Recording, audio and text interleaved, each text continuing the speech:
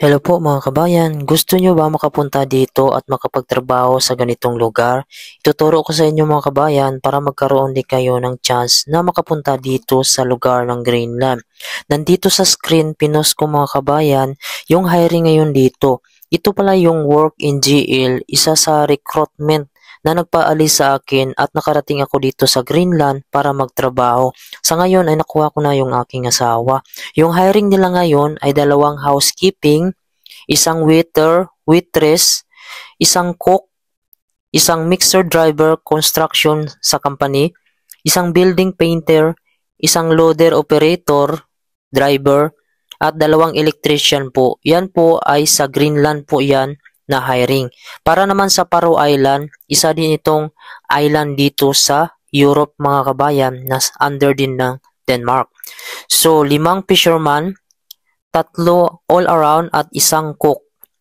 Tapos maintenance on board, 5 factory cleaners, sa fish factory po siya magtatrabaho, 5 production staff, fish factory.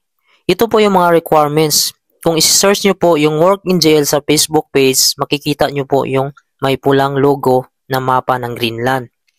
Ang unang requirements ay dapat meron kayong CV resume, tapos may complete job description. Ilagay nyo po doon kung ano yung ginagawa nyo. Dapat ito ay related sa inyong experience.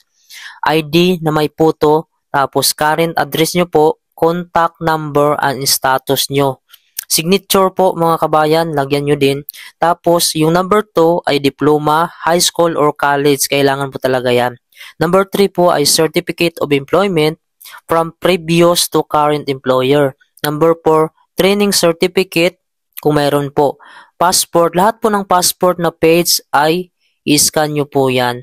Lahat po yung nabanggit ay kailangan nyo po yung i-scan at isend nyo po sa email. May nakalagay po dito sa baba na i-email nyo po sa rr@jobbist.dk or sa Ilulisat Service Outlook kung may Outlook po kayo. So ano pang nihintay nyo mga kabayan? Kung hindi ka pa nakapag-send ng CV mo at mga requirements, gumawa ka na at ipasa mo ito sa email na aking nabanggit at nandyan sa screen.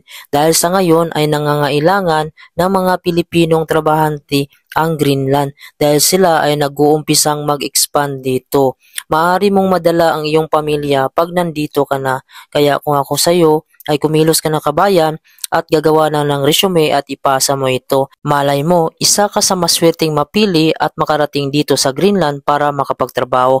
Kung hindi naman, ay marami pang opportunity ang para sa iyo. Dahil ang Greenland ay napakaraming nag-a-apply at hindi naman ganun karami ang nakukuha.